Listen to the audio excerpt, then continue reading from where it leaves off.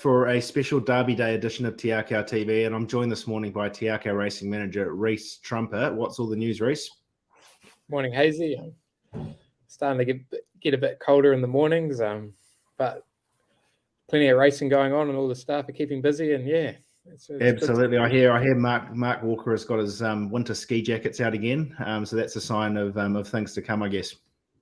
Yeah, we'll be back into putting covers on all the horses at night and trying to keep their coats as good for as long as possible.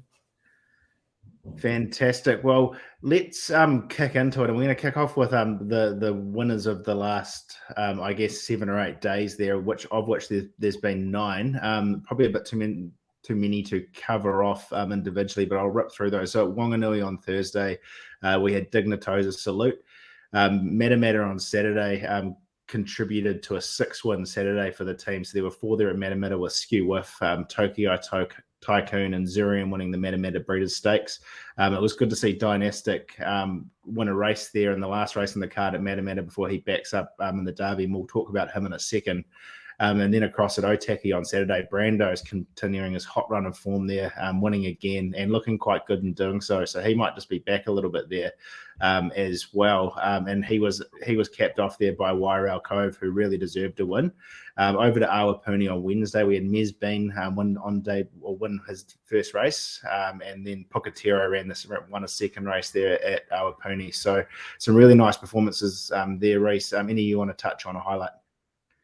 Yeah, it was really good with Brando to get back-to-back wins. I think we've just been riding him wrong, and just those older horses, they like to be relaxed out of the gates, a bit like Prix de Fer. Once we started doing that, he won a Group 1. So, yeah, I think we're figuring him out slowly now. And Tokyo Tycoon, that was great.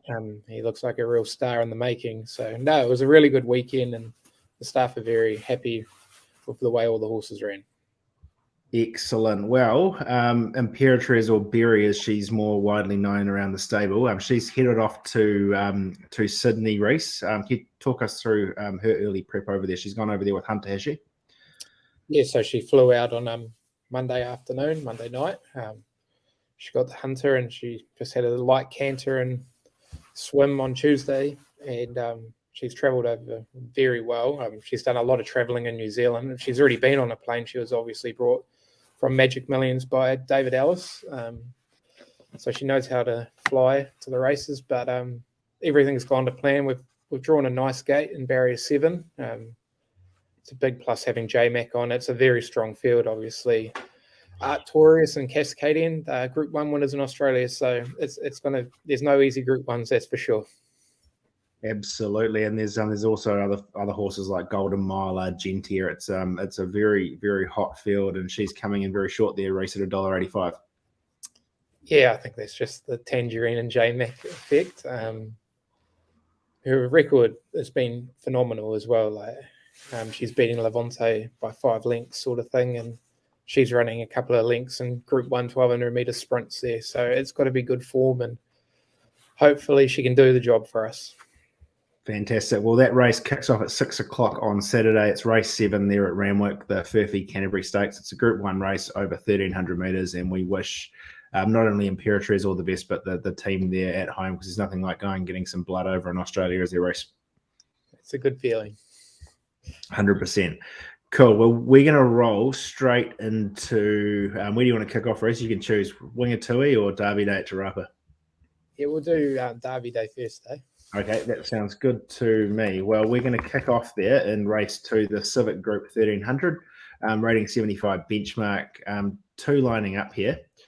We've got Fashion Shoot, who is another one that really deserves a win. She's been running home very strongly the last few starts, and Millie Fiore won the start previous and then didn't really come up the next run there at Te Rapa. Yeah, Fashion Shoot's really flying this season. She's a lot older and more mature now. Stepping up to the 14 is going to help her a lot. Drawn a bit of a sticky barrier, but she tends to get back in her races anyway. Quite often, the rail's quite hot at Te Rapa in those first couple on speed horses, but she's certainly got the ability to get past them. And Mil Fiore, we're delighted to have the services of Andrew Atkins in New Zealand. Thanks to Wexford bringing him over for their Derby runner, but He's a proven New South Wales jockey, and a bit of moisture around would really bring her into it more, but she's drawn a sticky barrier as well, but she can get back in her races as well. So we're going to have 2 horses that get back, but there should be plenty of speed on, and hopefully the back markers can get into it. Great. And race 4, the Alpha First Mortgage Investments 1500 open handicap. Ballon Rouge ran a great second in the Ritual Mile and followed that up with a Group 3 win in the Dixon and Dunlop Anniversary Handicap. Things didn't go quite right there last start race. No, we probably just got it wrong. We ran her 6 days apart, Boxing Day, New Year's, and then tripped her all the way to Wellington, and then brought her home, and then tripped all the way back to Taranaki. A horse can only do so much, and might have got it wrong there. She's drawn a bit of a sticky barrier on Saturday. She tends to get back anyway. She doesn't jump away that quick, so that's no problem. But the 1500 might still be a bit slick, but it'll set her up nicely in a couple of weeks for the Cuddle, where she goes so well at Wellington. She's got a lot of weight as well. She's not well placed in it, but she's a Group 1 mare, and she can't be discounted. She'll be running on late. And Aromatic there and Zoluminous. Yeah, Aromatic's drawn obviously wide as well. She's a big staying type of mare. So she's just there for a fitness run, but she'll be running on late. Zoluminous was massive first up at Hastings. Just played around with a bit of gear there, and she really rattled home well. And up to the 15 is going to help her. But she has stakes aspirations too, like the Cuddle, in a couple of weeks' time. And race 5, the listed Vertical Logistics and Move Faster Stakes, 3-year-old set weight and penalties 1400. Cognito, impressive winner of the Wellington Guineas. I didn't actually catch the race last start, but he was short and didn't salute. How's he going to go on Saturday race? Yeah, stepping back up the 1400 is ideal. He's not well placed in the weights, but Andrew will work it out. He's drawn a lovely barrier. He should get into a nice spot. He's got plenty of ability, but it's just going to be a good stepping stone for him to go to the Live-In Classic. So it'll be great to see him running on well, but certainly the 1400 is going to bring him into it. And of course, he has one down there at Trentham, which is mightily important as well. So next up, we've got Maven Bell there. She won the Almanzor Stud Trophy on Karaka Million Night, and then ran a very credible 4th in the Group 1 BCD Group Sprint behind Imperatriz. That has to be pretty good form for a race like this race. Yeah, she's going really well too, and she's drawn a lovely barrier. Hopefully she can lob into the 1-1 from there. It's a very strong field. There's a lot of different form references to go off, but she's certainly the benchmark in the field. She's probably one of the best 3-year-olds in the country, and she deserves to be favourite, and she'll run a nice race. And I choose you there, drawn barrier 10 with Joe Doyle on board. This horse has shown some good form in recent starts. Yeah, she's going really well. She just needs good ground. Joe Doyle should suit her. She's drawn awkwardly from barrier 10, but we'll relax her out of the gates from stepping up to 1400, because she can get fired up at times. Her last run at 1400 was in the Barneswood Farm at Ashburton, and she ran 3rd, and it was a really good 3rd. So stepping her up to the 1400 is ideal. She probably doesn't head to the Live-In Classic. A mile is probably a bridge too far for her yet, but she certainly will make sure they know she's there. And race 6, the Go Racing Nathan Memorial Open Handicap 2200. Fierce Flight draws barrier 12 with Joe Doyle on board. Yeah, he's flying this horse. He's won his last 3 or 5. He just wants ground, and he's got it. He ran really well last start at Taranaki. Track and draw just probably didn't suit. Got back on the inside and weaved his way through and hit the line really well. The draw is not too much of a concern, because he can get back and just drop the bit and scare us for a while, but no, he's going really well, and we expect him to be right in the finish. Sam mentioned a couple of weeks back that he walks around like he owns the barn. Is that right, Reece? Yeah, he's a big lad. He just loves his job. On race day, he can be a bit cruisy though, but no, he's certainly going well, and we're expecting to run him in something like a St. Ledger after this. Great. Race 7, the Group 3 McKee Family Sunline Vase. It's for the 3-year-old fillies, set weights over 2100. It's another lead-up race to the Oaks there on Live-In Classic / Oaks Day down in Wellington. We've got Sephira there, the filly by Almanzor and out of Corsage. Opie Boston takes them out. Yeah, she's going really well. Obviously, prowess was dominant in the Dave and Karen Ellis trophy plate. Hope he asked for a tow winch up the straight, but yeah, she's going well. She looks great. The 2100 is going to suit her. Any moisture around would help her as well. The gate's not too much of a concern because she can get back in her races, but she certainly deserves to be a nice chance in this field. And Elegant Lady, last start, one of their draws barrier 10 with Jason Laking on board. Yeah, so she's going really well as well. It was a good win last start. Things didn't go quite the plan like we thought they would, but she was good enough to win. The 2100 is going to help her, and drawn a bit of a sticky barrier where we get to from there, I'm not sure. In the Oaks Prelude, she ran really well when we got back, but you wouldn't want to be giving some of them too much of a head start. And Marvelous, another Almanzor fillies, and we know these Almanzors love getting over a trip. Draws barrier 12 in the Cambridge stud colours with Warren Kennedy on board. Yeah, she was okay at New Plymouth the other day. She's drawn awful barrier as well in barrier 12.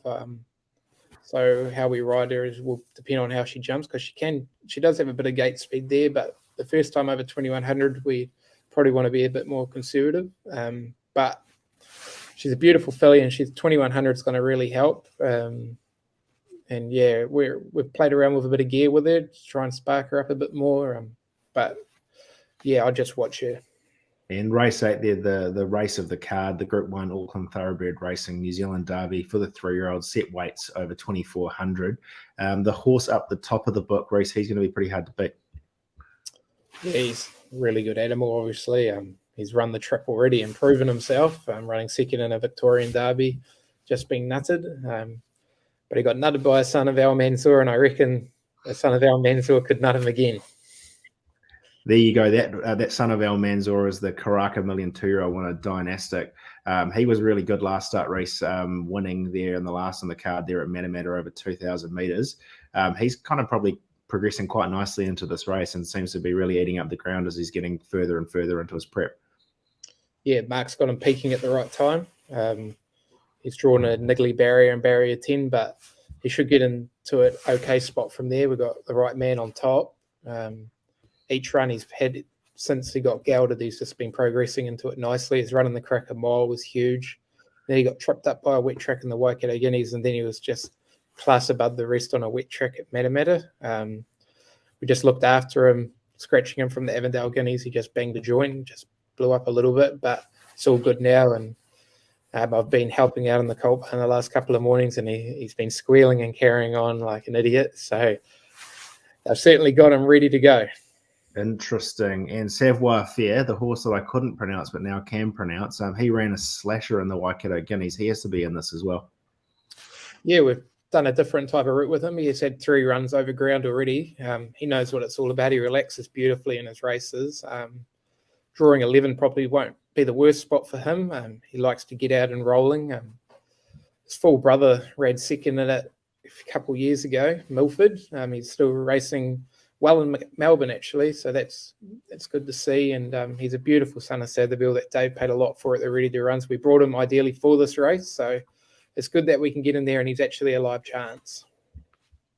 Absolutely. And the Derby, of course, can throw up some interesting results as well. So it's a race over a set distance of 2,400, and a lot of 3-year-olds will find out whether they can stay or not when they're going up against over that kind of distance as well. So every chance for those two to be competitive on Saturday. And moving down to race 9, the Brokerware Brisk Services Mile, reigning 75 benchmark. Amalfi Prince race was scratched there on Saturday. He finds himself in this field, drawn barrier 3 with Andrew Adkins on board. Yeah, he's going well. He just needs good ground. He was good last start at Hastings. He was just caught deep, but he kept finding the line late. There's a nice race for him on Auckland Cup Day over ground. He's going to be a lot better suited once he gets 2,000 plus, but it's going to be a good fitness and stepping stone for him to get up to that trip. So he's just one for your top 4s. And then Felicienne, she's flying. She's got a good turn of foot. She's drawn a lovely barrier. Should lob straight into the 1-1 from there. And she should be too good for the slot, I reckon. Well, she is only a 2-win horse, and she's probably a lot better than that as well. So I probably agree with you there, Reese. And we just wrap the card up there in race 10, the Dunstan Horse Racing New Caledonia 1400. Do they race up there? Number 1, Cote de Burn, drawn barrier 2 with Andrew Adkins on board. Yeah, we just haven't had any luck with this horse all season due to tracks and draws. He's a lot better than what his form line suggests. He should get into a nice 4 position. The blinkers go on for the first time. And Andrew Atkins should suit him, we think. He's got a lot of weight to carry, but he's earned it. He was favourite, obviously, for Group 3 at the end of his last preparation. So the ability is there. We're just grateful that we're going to get a good track and a good draw, and hopefully we can see the best out of him. Great. Well, that wraps up Te Rapa's card. We head across to Wingatui there in the fiery south. And, of course, young Joe Cameroon and Hakeem Cameroon find themselves in Otago, Reese. Yeah, the boys are getting a lot of support down there.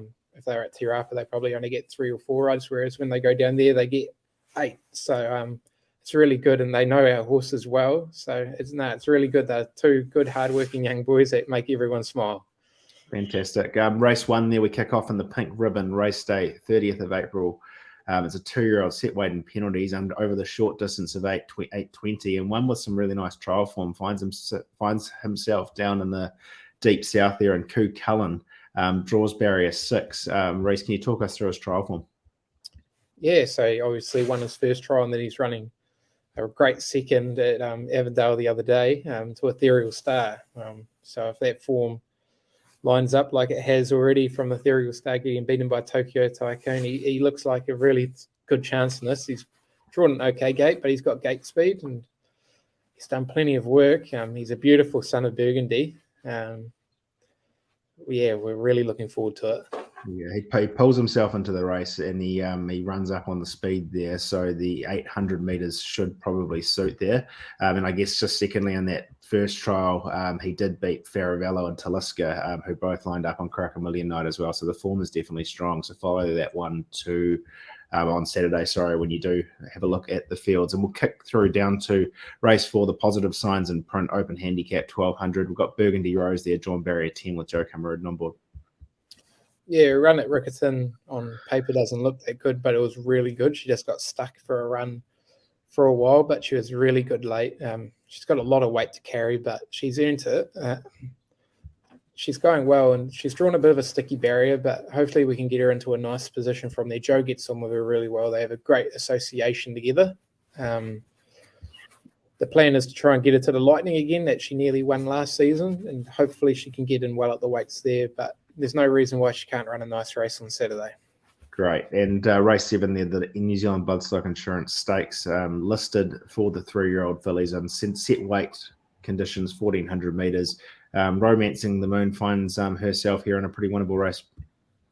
Yeah, she's gone well all season as well. She's obviously been down there and ran in the 1,000 guineas in the spring, and she's drawn a lovely barrier. She ran really well last start in the Dunedin Guineas over 1,500. That's probably the distance that she gets to.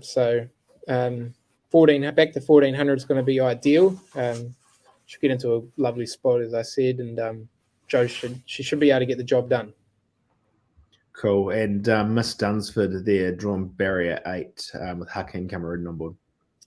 If she was to bring her Australian form, she certainly could win this with ease.